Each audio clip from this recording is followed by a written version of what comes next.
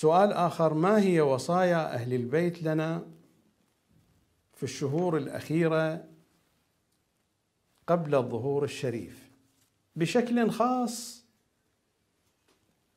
لا توجد روايات بهذا العنوان أنه وصايا للشيعة في الشهور الأخيرة. نعم، هناك روايات تحدثت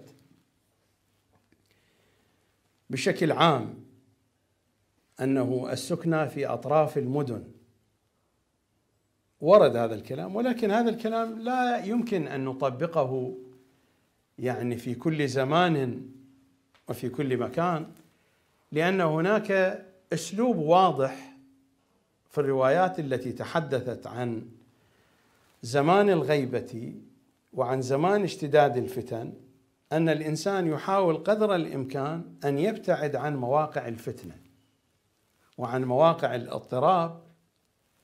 وهذا مثال من الأمثلة، وهو السكنى في أطراف المدن. هناك روايات عندنا تتحدث عن مجيء السفياني إلى العراق، جيش السفياني إلى العراق. في بعض الروايات هناك وصايا للشيعة أن الرجال يخفون أنفسهم، وأن السفياني لا شأن له بالعوائل والنساء. مثل هذه المضامين وردت في الروايات، لكن هذه لا يمكن أن تعد وصايا يمكن أن تطبق على الجميع في كل زمان وفي كل مكان. الوصايا الواضحة عند أهل البيت صلوات الله وسلامه عليهم أجمعين، الوصايا الواضحة أن الإنسان يستعد، يتهيأ لنصرة الإمام الحجة.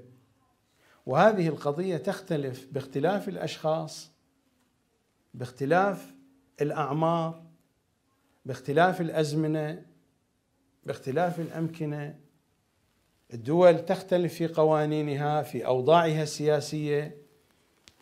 الأشخاص أيضا يختلفون في أوضاعهم الاقتصادية، في وضعهم الاجتماعي.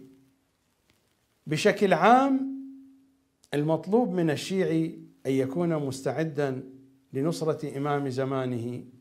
وفي زمان الغيبة تكليفنا الأول والأخير هو التمهيد لإمام زماننا، إن كان هذا على المستوى الشخصي أو كان على مستوى الأمة والمجتمع.